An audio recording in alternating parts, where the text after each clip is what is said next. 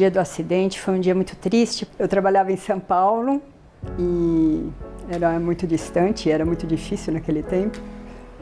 E aí me ligaram dizendo que minha filha tinha sofrido um acidente, que estava no hospital.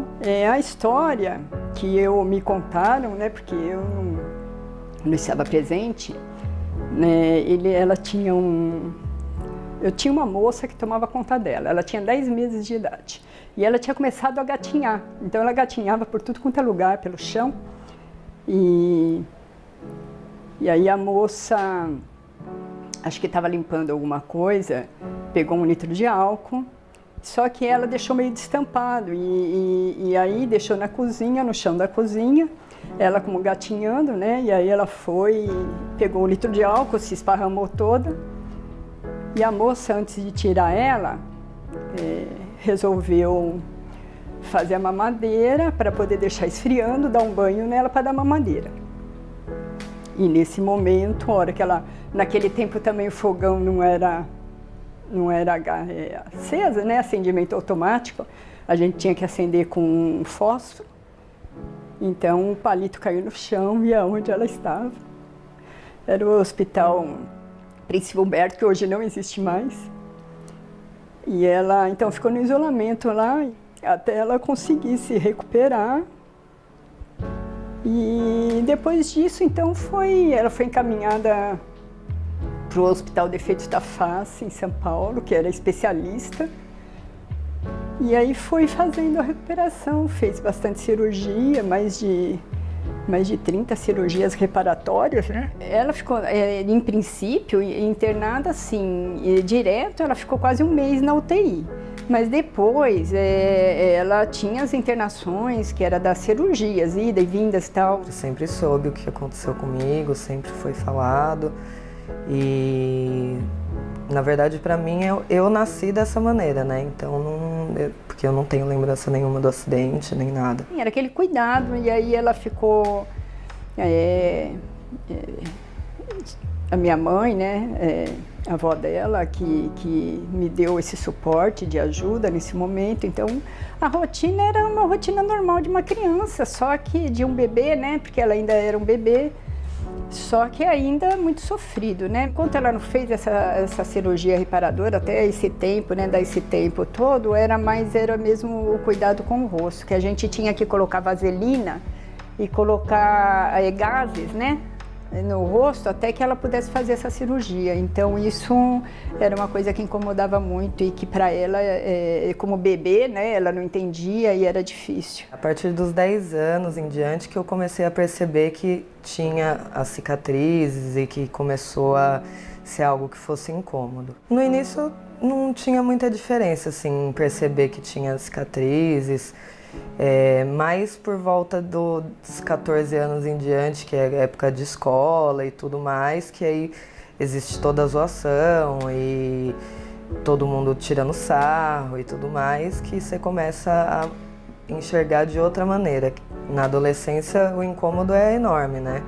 Aí você acaba se tornando outra pessoa. Então você vive na defensiva, então você ataca antes de ser atacado. E às vezes nem sempre a intenção de todo mundo é igual, de querer te atacar ou de querer te tirar sarro.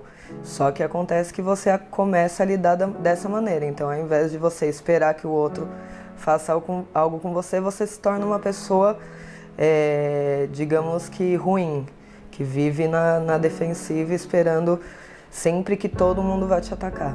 E as pessoas paravam a gente na rua, paravam para perguntar, porque naquele tempo também era mais complicado, mais difícil. Então, esse parar, então, às vezes fazia a gente nem sair de casa, porque é uma situação muito difícil. As pessoas querendo saber e te parando. E eu acho que esse foi o ponto pior. Já sofri 1 milhão de preconceitos por causa da cicatriz. Inclusive, teve um emprego que eu tive e o dono da empresa, eu tinha acabado de entrar, era meu 2º dia de trabalho, e ele bateu nas minhas costas, perguntou quem eu era. Aí eu falei que era a nova funcionária da empresa. E ele bateu nas minhas costas e falou assim, olha, você me desculpa, mas eu não tenho esse tipo de pessoa trabalhando pra mim. É algo que você querendo ou não, você é diferente dos outros. E existe todo um preconceito, existe milhares de coisas que acontecem com você que você se pergunta por que você tá acontecendo isso com você, sendo que todo mundo é igual. O amadurecimento traz o conhecimento e traz o entendimento, então eu acho que hoje ela consegue lidar bem com isso. De uns 3 anos pra cá, depois que eu fiz na verdade vai fazer 3 anos agora que eu fiz um treinamento e que me ajudou muito. Mas no início mesmo, depois do treinamento, ainda muita coisa aconteceu, muita coisa vinha para te mostrar qual que era o caminho. Mas de superação total foi agora, recente. Acho que as marcas sempre incomodam até hoje, mas hoje na verdade é algo que não é que não incomoda mais, mas é algo que para mim não faz mais diferença, como fazia antigamente. E eu acho que talvez, se eu pudesse mudar, ia ficar mais próxima dela psicologicamente, porque fisicamente eu fiz tudo o que eu podia naquele momento e depois os outros, né? Inclusive fiz consultas até no Rio de Janeiro com o Dr. Ivo Pitangui, com a equipe. Então, assim, tudo que eu pudesse, que eu pude materialmente conseguir algum caminho, eu tentei.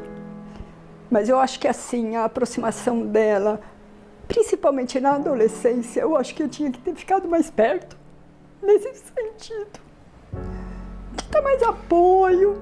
Na verdade, minha mãe sempre me ajudou muito nisso, né? Ela e minha avó sempre me ajudaram muito nisso.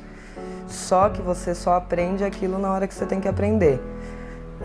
Se eu sempre tivesse colocado na cabeça tudo que ela sempre me falava uma vida inteira, eu não teria sofrido o tanto que eu sofri. Mas foi um trabalho mesmo de entender, olha, a vida é assim, independente do que aconteceu, deixou de acontecer, tudo é aprendizado. Eu acho que é porque toda mãe quer o melhor do seu filho, né? Então, assim, a única coisa que eu queria era vê-la bem. Independente disso, ela sempre foi uma moça muito bonita, inteligente. Então, eu sempre falei isso para ela, sempre coloquei isso para ela. Que a aparência externa, apesar de nós vivermos em uma sociedade que isso conta muito, não é nada, né?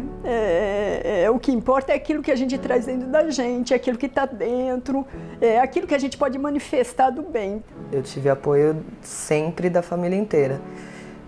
Todas as minhas tias, tios, então sempre a vida inteira eu tive todo o amor do mundo. E principalmente, lógico, da minha mãe e da minha avó, que foram elas que me criaram. Quando você está com o apoio da família, você tem um aconchego, você está ali junto. E se você está sozinha, sem ninguém, sem um respaldo, eu acho que o sofrimento é muito maior, né? E você tendo assim, a chance de estar ali com a tua família e dividindo isso, a coisa fica um pouquinho mais amena. Eu acho que a única coisa que a pessoa que infelizmente passa por essa situação tem que ter é fé. Porque o restante não adianta você falar nada para a pessoa. A pessoa ela tem que, infelizmente, lidar com isso sozinha. Que tenha muita fé, que tenha muita aceitação, principalmente, porque eu acho que Deus... a gente sabe que Deus não deixa cair uma folha sequer sem que seja da permissão dele. Então, eu acho assim, que se aconteceu isso, era um momento que a gente tinha que passar nas nossas vidas para crescer. O amor é tudo, na vida de qualquer pessoa e no momento de qualquer pessoa. Se você ama, você consegue transmitir ali tudo, o seu carinho, sua vontade, tudo aquilo que a pessoa necessita, né? O alento, tudo isso vai fazer com que a pessoa tenha um pouquinho mais um pouquinho mais de esperança, vai, digamos assim. Então eu acho que o amor é tudo na vida da pessoa. Enquanto ela tem o amor à volta dela, ela consegue superar todos os obstáculos e tudo na vida.